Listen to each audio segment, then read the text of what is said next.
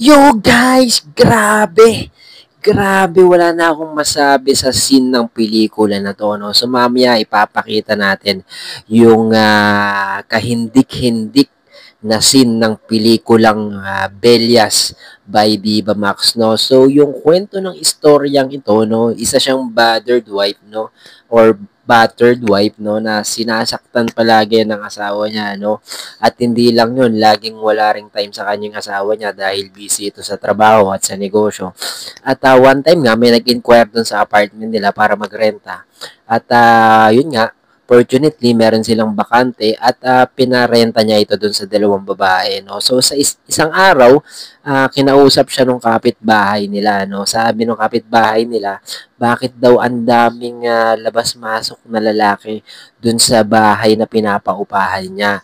So, nag-imbestiga siya at pumunta siya dun sa bahay na pinapaupahan niya at grabe nga guys yung nadiskubre nung babae na to, no? So, kinausap niya yung dalawang babae at nung nakausap niya na, ay dahil nga magaling magsalita yung dalawang babae, nakumbinsi nila na maging walker na lang rin itong may-ari ng bahay, no?